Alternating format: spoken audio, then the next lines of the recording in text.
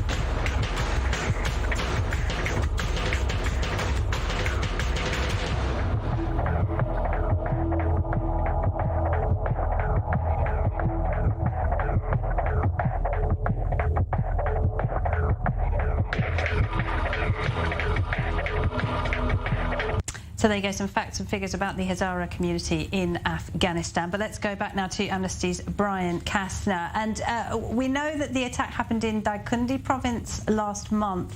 What more can you tell us? Yes, thank you for having me. So we know that out of these 13 Hazara, one was a 17-year-old girl, but 11 were members of the Afghan National Defense Security Forces that were attempting to turn themselves in and were attempting to surrender. And in fact, 9 of them were executed by a river. And so what this really shows is that, these forces that are attempting after the fall of Kabul, making peace with the Taliban. Unfortunately, we've seen that 25 years of Taliban abuses and violations are continuing. And this is the kind of thing that we've seen from the group, unfortunately, for a long time. Were they killed because they were Hazars?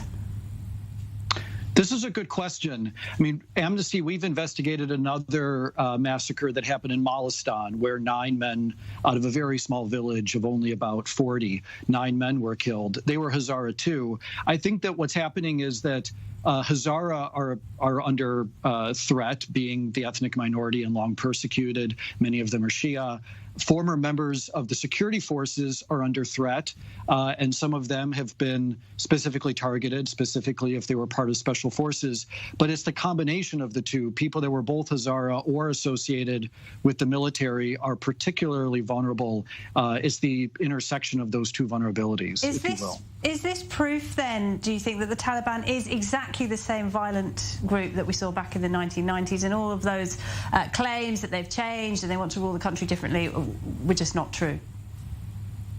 Well, I think we've seen a steady stream of videos out of people being hung from cranes and women being whipped in the streets, and just a number of horrific violations and abuses. I think there's a real disconnect. I think that many Taliban leaders are trying to say the right things, but when you've trained your fighters to commit certain actions for 25 years, like you say, it's hard to break that. And many of these Taliban units are independent, or who knows how much they're actually listening to the central leadership. And there's just a real lack of information, too, because while there's decent cell service and internet in many of the cities, in the districts, in the rural areas, there's either no internet, no cell service, or neither. And it's just really difficult to get information out. And that's why it took us a month to verify this particular massacre in Daikundi. Brian Kastner at